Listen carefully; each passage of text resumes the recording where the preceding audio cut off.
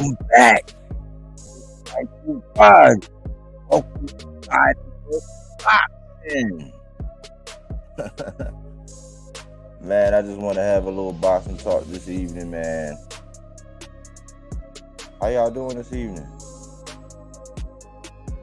What's going on out there?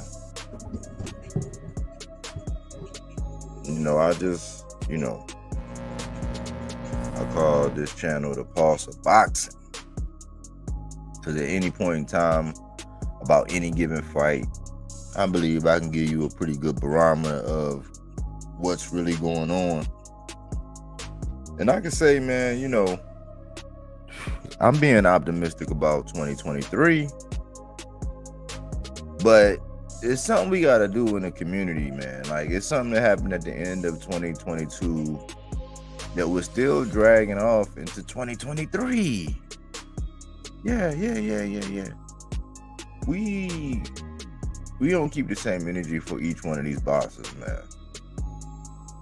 I just wish we would.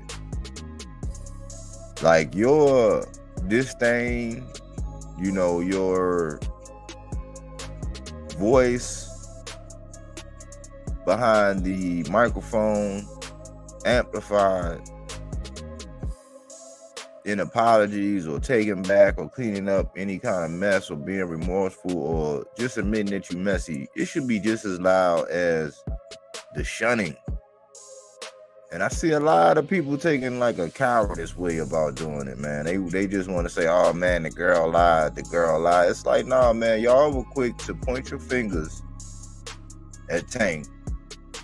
And I never seen, man, it's almost like the same thing I see when it comes down to Earl and his desire to be undisputed at 147. It's like all the writing is on the wall saying that, he went and got 3 belts. There's 1 left, that he's going in that direction. And yeah, it might have been some hiccups in the road. It might have been an accident here. Might have been an odd thing here. Might have been another accident there. It might have been hiccups, just like life. It happens. But I see and hear more disdain and more discredit about stuff that don't have anything to do with boxing in this man's attempt to become undisputed. And I always ask, I say, where were these roadblocks? Where were these barriers? Where were these people that were being non-conforming? Where were these people that were stalling out and walking away from negotiation tables and taking other fights when you are the other half to arguably the most biggest fight in the last 10 years in the sport of boxing? I don't really understand it.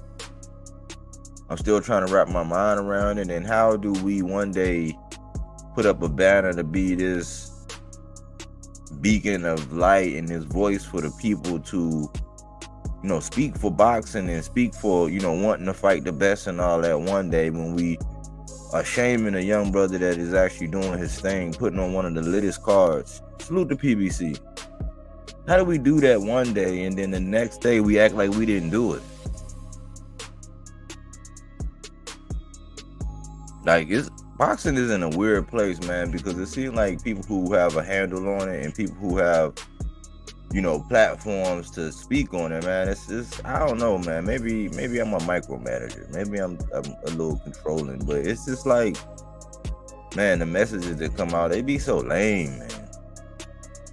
They be so lame, man. Like, we still talking about weight. We still talking about weight classes and all that. No, the weight classes and all that, when they say it's weight classes for a reason, that's when they making a point. But they don't really believe that. Because when it comes down to the little guys, they're discrediting people like Badman anyway because they fight at lower weights. But when the champions like the Donaires of the world were doing their thing, they got all of the credit. So Rigo, when he was doing all his thing, how do you give somebody like Rigo all of the credit at the lower weights?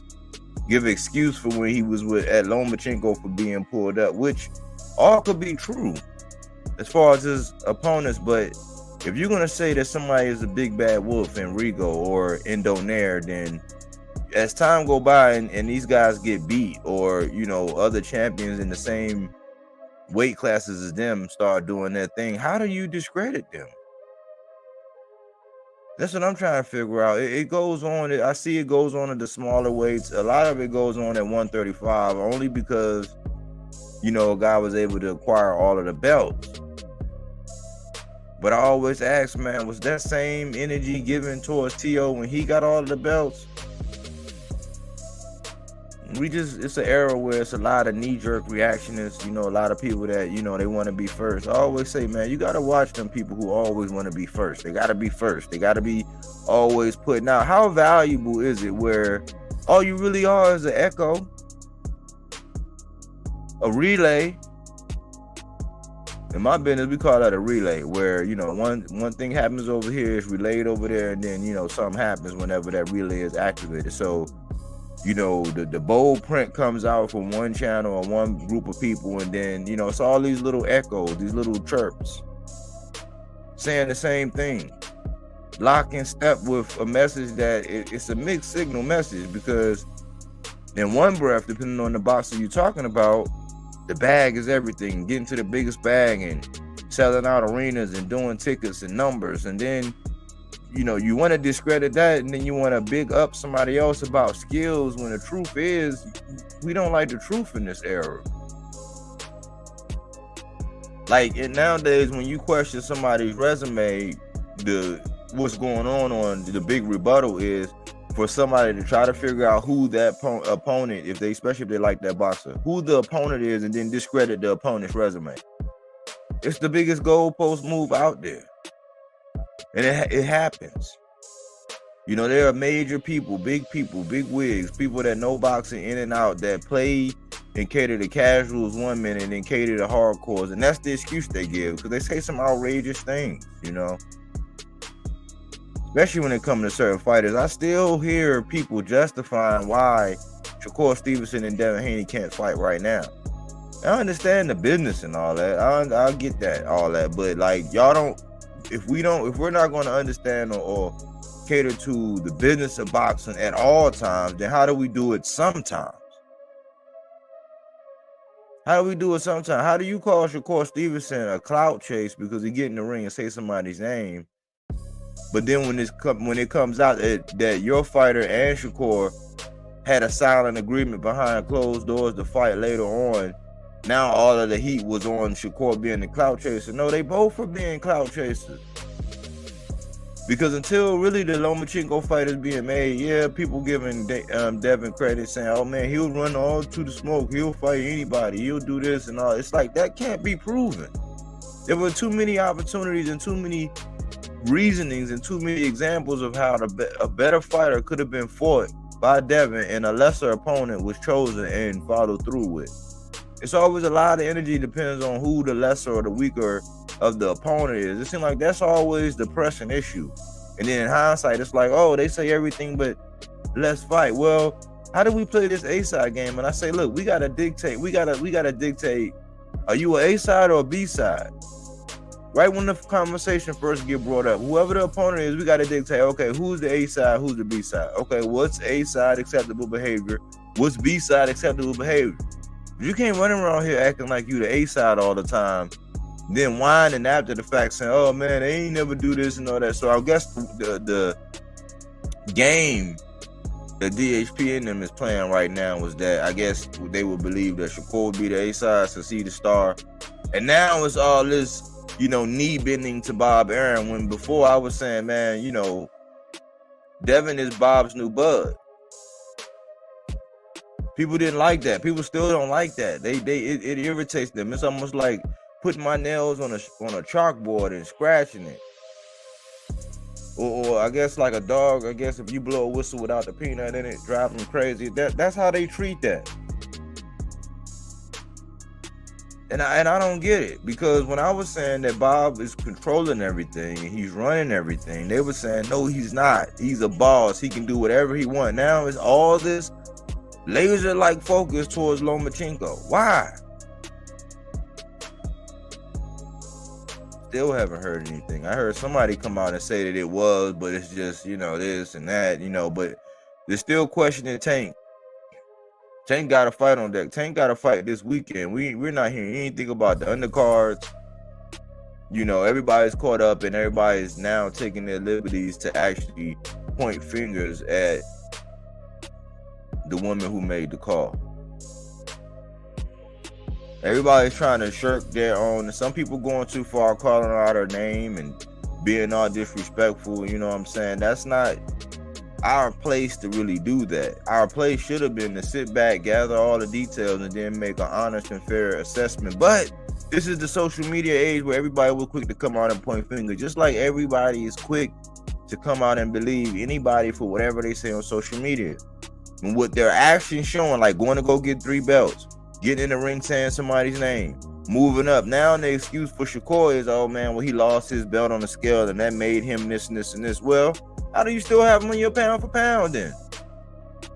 People will argue all day, argue down that Jesse Bam Rodriguez shouldn't be on there and that anyway shouldn't be on there, but then they'll put somebody on there who don't have a belt, somebody who's passing the eye test, and yeah, he's getting knockouts and all that, but they remember they discredit knockouts whenever it comes to Tank. Oh, that's not everything, but then it's back on again when it comes to Deontay Wilder, who is nothing but knockout. So these goalposts, man, I keep trying to tell you, man, we gotta put them down, and I'm starting to see it's just the same old thing. Is it gonna be the same old thing in 2023 when it comes to boxing? Are we gonna be doing the same old things? Is it just gonna be a clout chase? Is it just gonna be all these smear campaigns where you come back and you do all these half-hearted apologies and acknowledgments, and you swing the goalposts where your volume on these things were nowhere near as loud as your volume when you were pointing fingers, when you had the pitchforks and the knives out? We don't want to put the blame where the blame is due, that this is a societal issue and that these boxers are all part of a society. And now, yeah, you'll find a way to discredit. And one guy, he just, I don't know, man, it's the way the channel's going. I thought he was off to doing a good thing. Now it's just starting to be like a witch hunt to try to, I don't know what it is, man. Like boxing in the conversation around boxing is sad. Boxing, that's actually good. We actually getting some good fights on deck. But I was doing my homework. and I was looking at Romain Villa and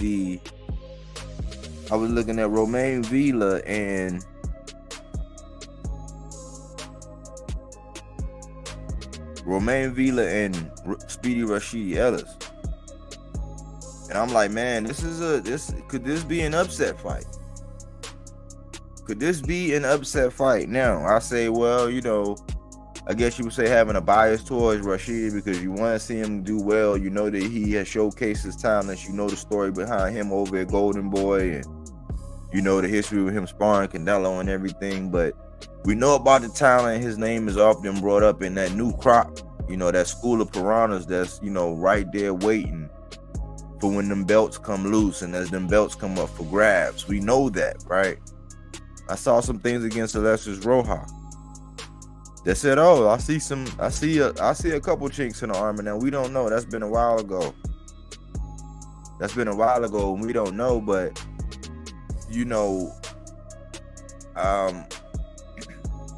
I'm thinking that he should pass this test, but PBC is not really in a position to where they are really like, they're really not coddling their fighters. I know we hear that a lot, and we hear, oh man, especially when it comes to Tank, oh man, why they protecting him and why they doing this and why they doing that. We hear a lot of that, but then we see where Villanueva was talking up on Pitbull and De Los Santos came out of nowhere and stopped that. We see where Michelle Rivera and Frank Martin, somebody's had to go and they put it on the line. Even before that, if we look back at last year, well, how the heck did Garcia arrive to be able to fight Gervonta Tank Davis? Because he, regardless of what everybody want to say, upset Chris Colbert. Then he went and got a belt from Vargas. So PBC is actually doing a great job. This is a lit card. We got Demetrius Andrade crossing the proverbial side of the street. He's actually putting a lot of action behind those words, and he's basically saying, look, this is a test. I got to get past this test. And one, Damon Nicholson, You know, a product of Coach Calvin and Coach Kenny Ellis out of Upton Boxing Gym. You know, they have their hands all over that man and, you know, gave him some tutelage. He was able to go 12 rounds with Berlanga when Berlanga was, you know, considered a monster at the time and getting all these knockouts and slapping people to sleep, courtesy of Top Rank. Maybe a little bit of the Top Rank diet. Maybe a little bit was timing. You know, I see that it's a lot of last minute replacements, you know, and that's one thing where, you know, somebody's not really ready, not really focused, don't really know who they're really going after, even though you should stay prepared all the time, but these bosses are human. So this is a matchup where DeMar Nicholson been in there with Berlanga. He tasted somebody with some power. Has he dealt with anybody with the skill level of Andrade? You know, Andrade is highly skilled. You know, he has great lateral movement. He's opportunistic when he decides. He has very good power. He can get you out of there if he needs to and when he wants to.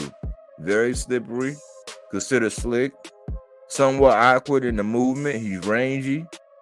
You know, I think beforehand, a lot of people were saying maybe Andrade may be a conditioning thing. We don't know. I've seen him training very, very hard. I used to have, you know, my foot on his neck a lot because of the moves and not being inside and, you know, really not knowing the information. And I had to back off of him. I said, you know what? I got to actually look at the fighter's actions, man. I don't know everything. Maybe he made a mistake like a young person trying to get to the bag, trying to make moves and making a career. Maybe it made a mistake, and maybe when it was time to get right, maybe the suits was like, nah, you got to, you know, do some time. Maybe that was the case, you know what I'm saying? I don't know, but all that talk, when I said, hey, we're going to give him a mulligan. We said, we're going to give him a mulligan. We're going to see if his actions line up with his words. And by golly, he showed up. And now I think he's getting ready to show out. I think he knows that these bigger names, these fights have to happen. I think he know that tomorrow ain't promised to nobody. I think he decided he wants to grab the bull by the horns. He wants to control his own narrative. And I love the fact that he's being more vocal about wanting the bigger fights. He said he wants to put his gloves up beside DeMar Nicholson's head. And DeMar Nicholson handled it like, you know, a true soldier. When all the trash talk, he kind of laughed and, you know what I'm saying, he knows that he's being brought in as an opponent. But these are not any ordinary opponents, man. When you got somebody like Coach Calvin in there that can make an adjustments, that can tell you how to make adjustments, somebody like Coach Kenny Ellis, whose nickname is the Bible, who knows boxing like the back of his hand, knows styles, knows strategy. You know, he also can give tutelage on how to make adjustments. That's a powerful camp. You see what happened when you got a good trainer like Derrick James and what he was able to do with Frank Martin, what he's able to do with Errol Spence, what he's able to do with Jermell Charlo. But Coach Calvin and Kenny got a little recipe going on over there as well. So what will we see in that? Is it an upset possibility in that card? Yes. Especially when you got somebody chomping at the bit, somebody who says that, hey, they've matured. They actually know their body now. They know how to recuperate. They know what to put in their body. They're more cognizant as to how the body works. They're more mature. And as you get older, you learn your body. You learn your body. You learn the body, and then you learn what works for you. And it sounds like Demetrius Andrade is on his way. Now, I don't think that they bringing in Romain Villa just to be somebody on the other side, somebody just to hold their hands up. I think they bringing this man in as a true test because they got to decide whether or not Speedy Rashidi is the real deal. They got to make a decision. You know, and I think that it's a very good thing. Tank saying it's a test run. Yeah, they tried to get him and smear him in the media. You know, a lot of people was very loud, man. I was disappointed in everybody not being just as loud on the apology once again. But, you know, I think Tank is aware and people are, you know, starting to question, you know, the retirement talks and all that. It's like, well, look at how he get treated. But look at what he's doing as far as for the city of DC. Speaking of, it's 7-Up anniversary. Yeah. The last time that Tank was in DC, he ended his opponent with about 7 left hands, an overhand, and then like 6 uppercuts. It was brutal. I think the energy is going to be outrageous. You know, I think that it was a noble gesture for him to go get the Peterson brothers, Anthony and Lamont.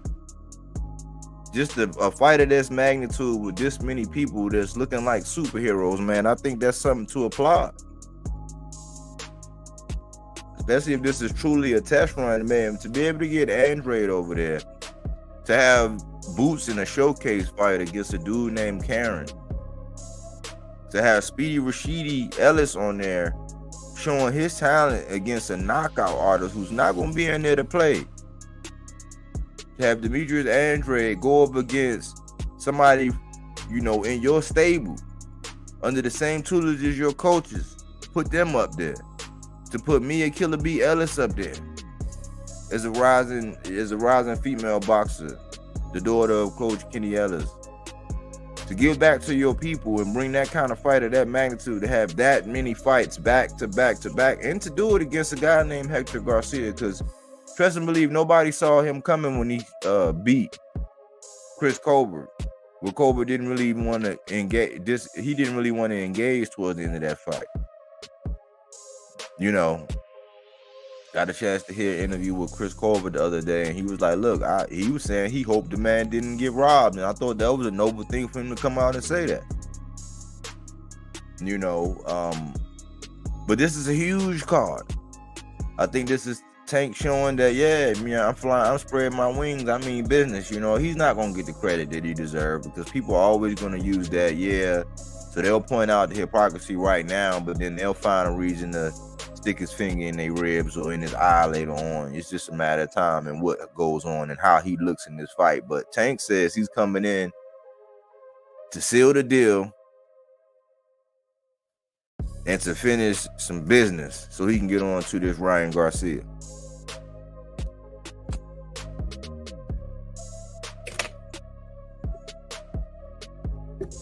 So I'm wondering, man, like, a lot of the conversations around boxing, you know, they get kind of stale. It comes back to the Earl thing. You know, a lot of people were saying, you know, people are starting to reevaluate who's a tune-up and what's a tune-up. And this is all based on their, you know, the fighter that they like or the fighter that they rock with. You know what I'm saying? Because I always say this, man, these conversations, depending on which boxer you talking about, they always change. You know, it's just, you got people just still going to be saying, man, that unproven, you know, people just justify certain things, you know. I just know that PBC got a good thing going on. I think they need to get credit for this kind of card of this magnitude. I haven't seen a card this stacked in so long. I'm so excited. I want to know about the breakdowns. I want to know, somebody tell me, hey, because I seen Alexis Rojas have success with the left hand, even though he was fighting out of the southpaw position. I saw him have success with the lead left, with the 1-2. I seen him firing off at will now. Speedy Rashidi, he has some very good power.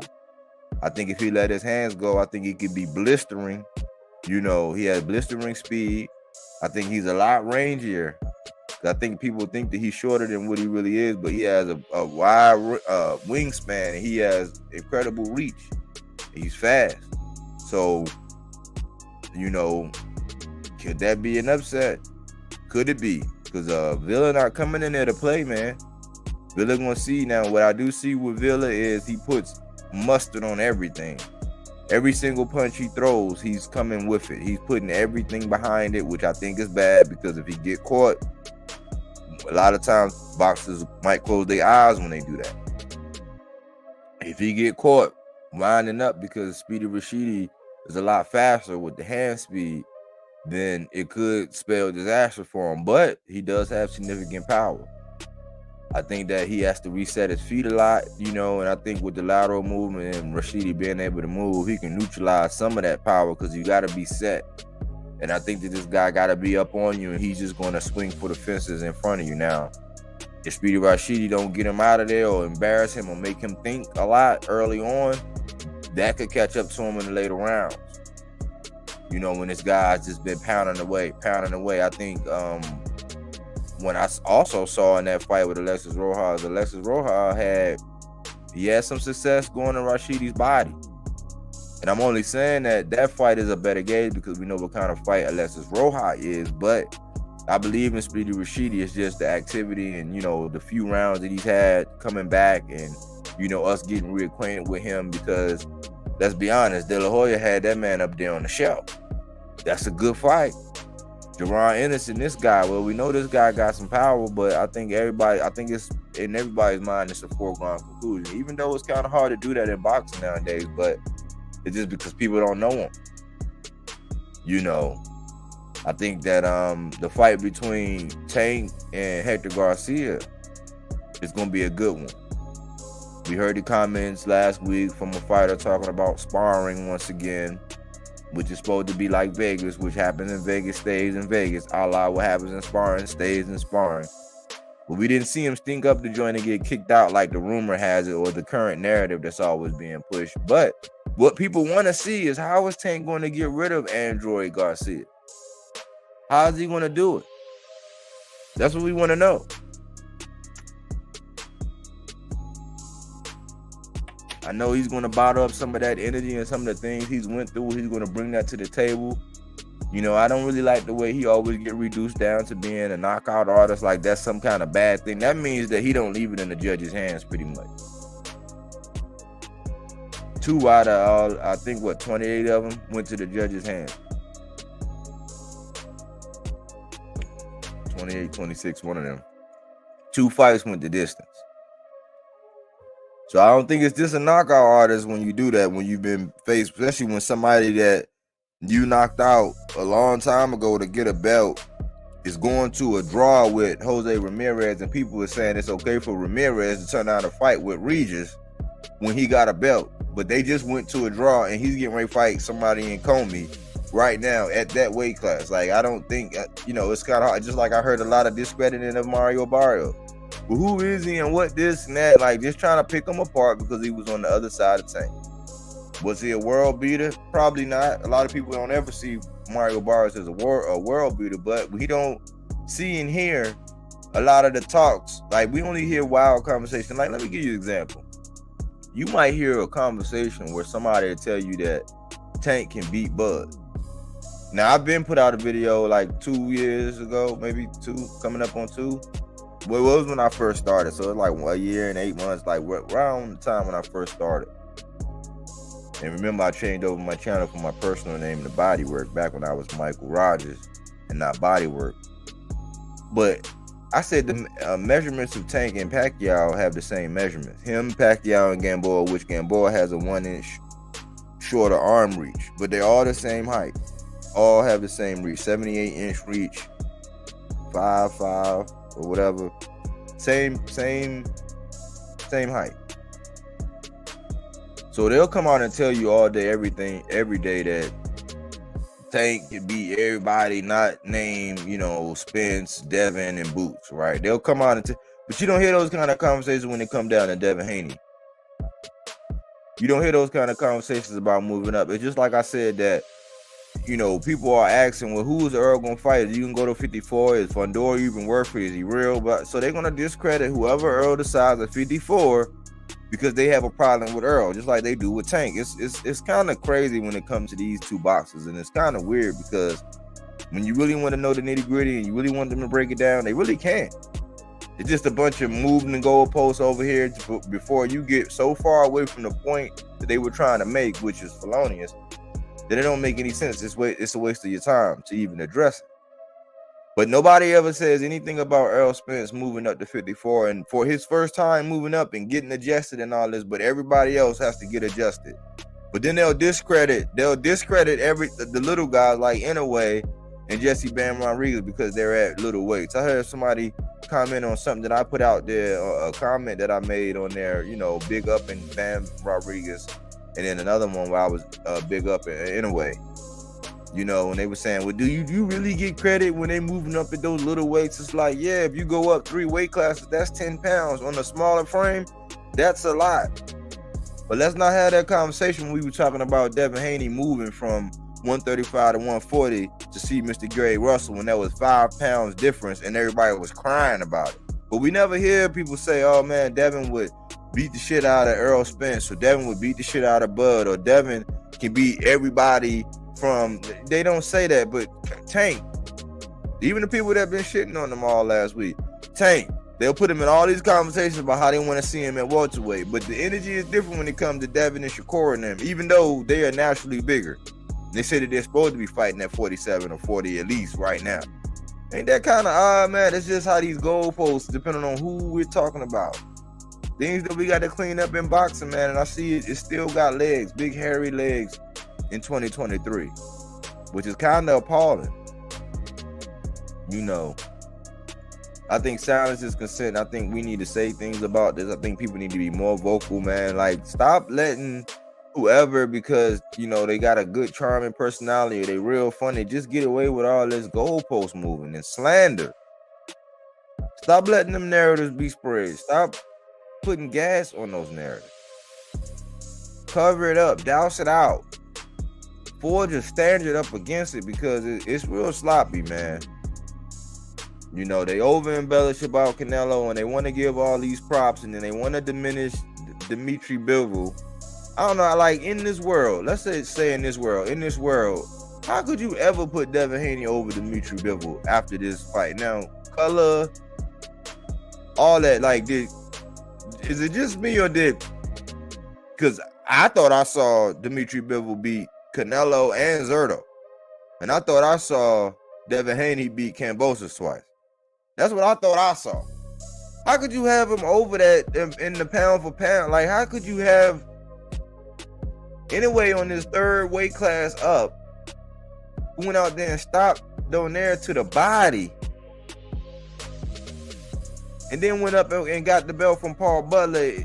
We're arguing whether or not he need to be on the pound for pound. We're arguing whether or not Jermell Charlo was #1 pound for pound. We're still arguing whether or not Spence need to be above Bud on the pound for pound list. We're still arguing that which one of them is ducking. We still arguing about pound for pound list. Make it a top 20 and then you won't have anything to argue about. Then you can actually have a conversation as to, if these guys were in the same weight class, how would fighter A beat fighter B? Those are the you don't hear those kind of conversations. You just get oh man, I want to support and I want to show that my list is better than this, and it's the same old routine. Right here, the same people do that same thing, that sensationalism. They put out a list to cause all this controversy, get everybody to talk and agree, and whether or not you agree or disagree, it's just to get all this talk about it, you know what I'm saying, to have people arguing and bickering, when we still live in a climate where two of those guys, in Shakur and Devin, who a lot of people have on their list as pound for pound, when people don't even have Tank on there, they're saying that they can't fight right now. They're saying they can't fight right now. I can't make this up. But that's just the era we live in. People are saying, oh man, people are really trying to say that Errol is ducking now, when all he has is his mindset on getting that last belt, regardless of who had it. Oh man, he's gonna have to fight Boots, but then they don't have. Man, I heard one guy, one of the biggest voices in boxing, say, I don't even know why they would even talk about Boots and Bud, because Bud don't gotta fight Boots. It's like they feel like he don't have to, like, based on what? It confuses me, man. I'm like, man, like, I know you got bills to pay. We all do. But integrity, intestinal fortitude, responsible journalism, you know, all of that is below a boxing narrative. You know, can you agree to not just slander? Like, can you agree to just, you know, like, stop the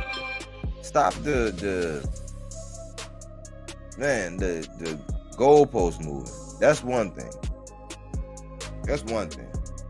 Stop shutting people down and stop being so disgruntled and sensitive. Like, people are so sensitive about one boxer, but then they go so hard against these other boxers, and it be so flagrant and blatant that I don't even know how people sit around and listen to it. I just know that boxing is in a good place right now. I know that this card this weekend is lit. You know what I'm saying? I'm excited to see it. I'm excited to see what kind of energy Tank bring. You know what I'm saying? I want everybody to be their best. I look for a stat card of nothing but talent. You know, I hope everybody get a chance to see their talents on display. I hope nothing crazy happens between now and then. I hope these fighters come in on weight. I hope that no more issues, personal issues, anything that would, put any kind of bad energy or mixed energy into this fight build up to happen this week. I hope that all the fighters stay focused, nobody gets sick, everybody stays in a good mental place, and everybody can go in with the kind of energy they need to put on their best performance. Anyways, thanks for all the views. Thanks for the people who like the videos. Make sure you update your notifications, because I've seen where sometimes channels that I watch on a regular basis to try to keep up and see what's said over here, what's going on over there. I noticed that sometimes notifications can come like 24 hours later after they've done it. It's like, well, I ain't never seen this. It's like you got to go looking for it, but sometimes you have to undo the notification and then redo it. But if anything, man, just make sure you at least subscribe to your boy. You know what I'm saying? It don't take nothing to subscribe. It's just another set of eyes, a different opinion, something else for you to think about on your boxing mind, man. But what do you think about? Is there any upsets between Romain Villa and Speedy Rashidi Ellis? What about Demetrius Andrade and Damon Nicholson? What about Hector Garcia and Tank? Could that be an upset? I mean, for the sake of conversation, I'll go there with you, but you already know who I got. Tank, you know what I'm saying? But I'm enjoying this boxing. Yeah, I just wanted to put something on your boxing mind and just get something out there, man, and just, put out some positive energy in this world where a lot of people, man, that have a lot of responsibility, man, they don't use it right. They don't use their resources right. Hey, I salute. I get what I need out of them, so I salute them for the work and the work ethic. You know what I'm saying? I get what I need out of them. But I'm like, man, we could do better in 2023. It's still early. It's the second day. You know what I'm saying? I still got faith that we're going to turn it around. But, again, all subscribers matter here at Bodywork Boxing. But we don't take things for face value. We do that body work.